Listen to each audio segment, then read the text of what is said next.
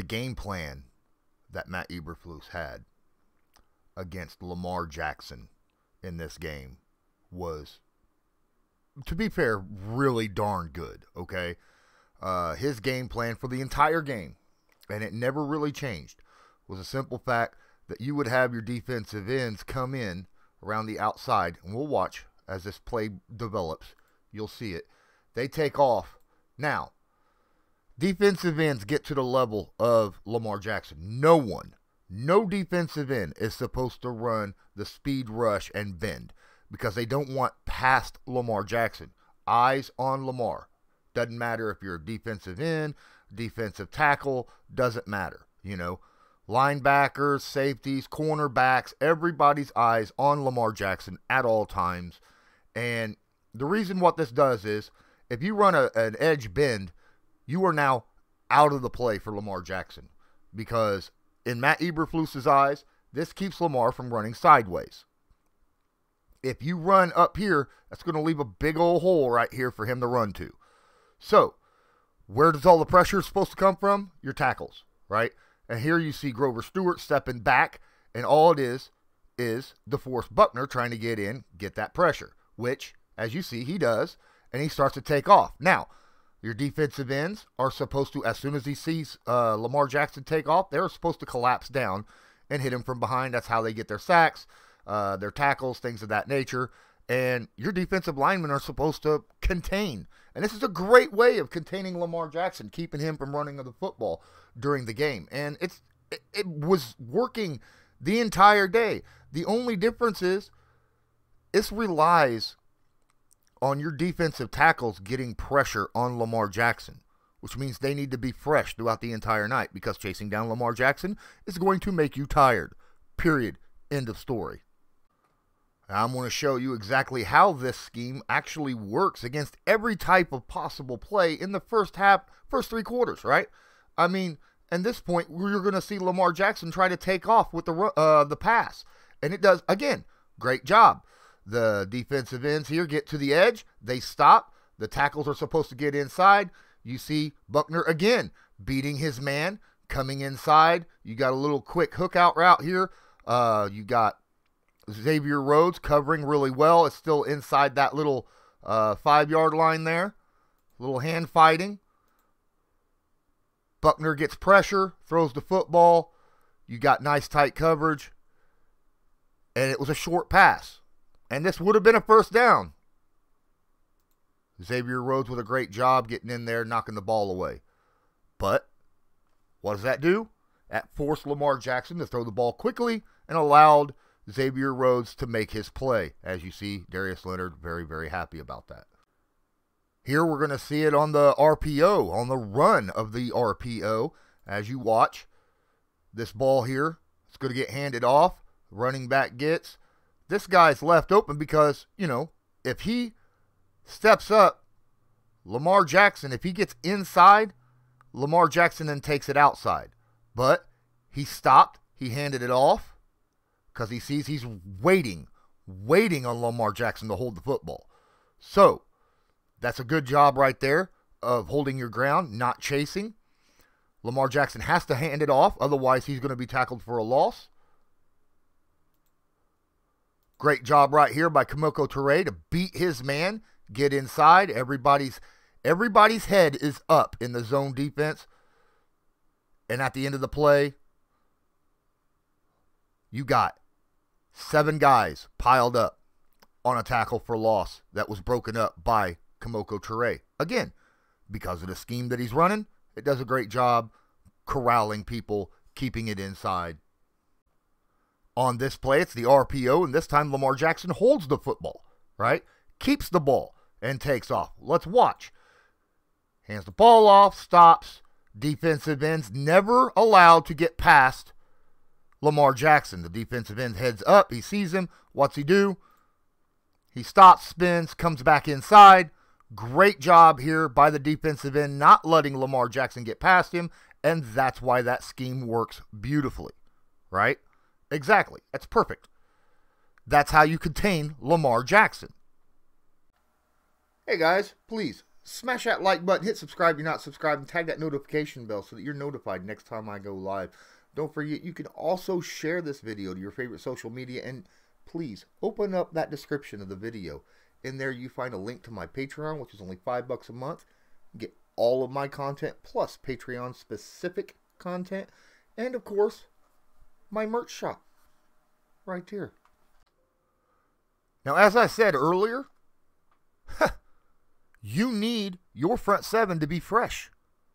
Against Lamar Jackson, chasing Lamar Jackson around for an entire game, when your front seven is supposed to be corralling him, you need them to have fresh legs and not be utterly tired. Now, we sit here and look at the guys. Look at 100% of the snaps. You're looking at Darius Leonard, Bobby Okereke. Now, Kenny Moore, I understand. He plays a lot, but he's covering wide receivers, and he's a different kind of guy, right? He's a cornerback. But when you're looking at Darius Leonard, Bobby Okereke sitting here playing 73 snaps, 100% of the snaps. Then look down here, DeForest Buckner, 82%. Al-Qadim Muhammad, 82%. Tyquan Lewis, 81%. That's way too many snaps for a front seven against this type of offense that we're playing, in the scheme that we're playing, the corralling scheme, right? That's keeping him away.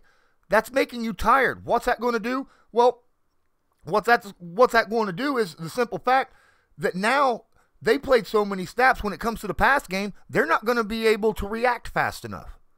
They're not going to be able to cover anybody because their legs are jello and they're breathing heavy and they can't take off and move as quickly as what they need to. This is a problem. The Ravens knew this. Lamar Jackson knew this. Apparently, Matt Eberflus did not realize it. The fourth quarter, they find themselves down 19. They got to start getting completions. They got to give up on the run game. The Indianapolis Colts need to have realized this, okay? And the fact, all these guys up here, tired. It's pretty interesting. I mean, Eberflus is throwing up different schemes. As you can see, you got all these guys up on the line of scrimmage, giving Baltimore a taste of their own medicine, kind of showing, an all-out blitz look. But this is hiding everything. Look right here. You got a single. It looks like we got a single high, and all these guys are lining up. But watch what happens immediately. You see the linebackers immediately bust out in the coverage. Keep an eye on the single high safety as he watches. Now, these down linemen are corralling. They're tired. Like I showed you earlier, they cannot get pressure because they are busted tired. And we're playing zone defense. And in a zone defense, what happens? This spot up here is going to be wide open. You got to get pressure before a receiver is able to get into this spot or over here in this spot, right? That's the big deal. But you can't get pressure. He's got time. He steps up. He throws that open spot right here. Bam. Hits Andrews all day. Easy catch. Now, as you saw up there at the top, Xavier Rhodes, great impact. That right there, I believe, is the play that puts Xavier Rhodes out for the game with the concussion, though. But still, he had time. He had time because Matt Eberflus did not move those guys in and out and gave them enough time to be restful. All right, we're playing fourth quarter. Everybody's dead tired, not wanting to give up the big play, playing clock management. And look at, and you can see that's what they're doing. Look how far off these guys are. And there's a reason. I mean, he's 10 yards off. He's, 8 yards off, And that's a problem. Especially when you're playing zone and you're already off that far. What does that mean? There's going to be spots open on the field. And our down linemen, even when we send an extra blitzer, are so tired because they played all those snaps. They can't get pressure now in the fourth quarter and overtime. We send this blitz here. It's picked up. He's got plenty of freaking time. Look at that. Look at that. Open spot. You got open spot in the zone here. You got open spot in the zone here. And up front. Look where the first down line is. Right? He could have stopped and curled back here. And it would have been an easy completion. Easy completion. At this point, your cornerbacks, they're not the ones that are tired. It's the linebackers and your defensive linemen. At this point, I get it. I understand. You're getting injuries. You only got 5 guys back there that can play at defensive back. But they can still play man coverage. Every player walks into the NFL knowing how to play man coverage. Right? This would not have happened had we been playing man coverage. Instead, it's an easy catch and run for a first down all day. Like I said, right? Playing soft zone. Look at Isaiah Rodgers down here on Hollywood. He's giving him plenty of yards, a little bit about 8 yards. We got 5 here, or 4 here. Got 5 here, right? It all depends on, when you're playing zone, it all depends on your pressure. And they're too tired to get the pressure right away. Look at this. Picked up, easy. He finally gets around the corner because he got to that level, right? That's nice by him. He was able to get around that corner because he was still at the level of Lamar Jackson. But he didn't get there quick enough because why?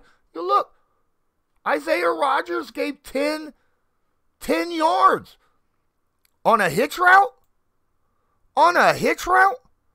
That's easy catch, run, first down all day. Then he gets out of bounds, save time.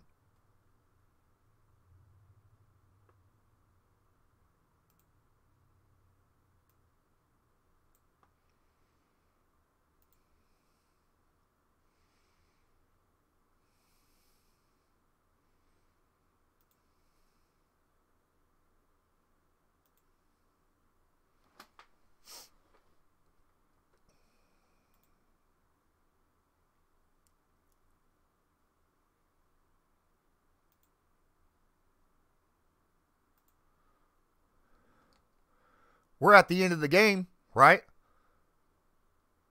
Right there at the goal line, trying to stop them from scoring.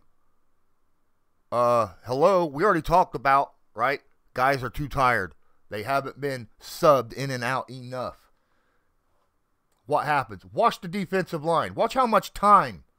Watch how much time Lamar Jackson has on this play. 4 down linemen, no blitz. They crowd. And it doesn't matter how crowded that end zone is. You're going to find somebody open at some point. He sat there for how long?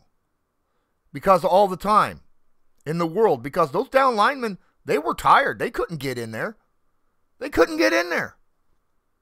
Matt Eberflus has to do a better job of subbing guys in and out to keep their legs fresh. If we have speed, and that's what our front seven, our defense is based off of, is speed, then you have to substitute guys in and out and keep that speed fresh.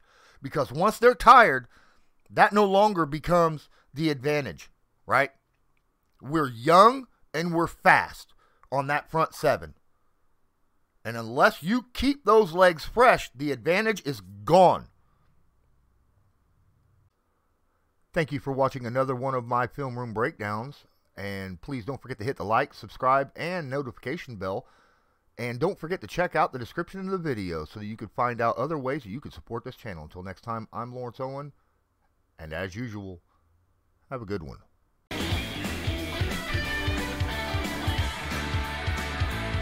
Just because a player's not a household name doesn't mean we can't make him a household name.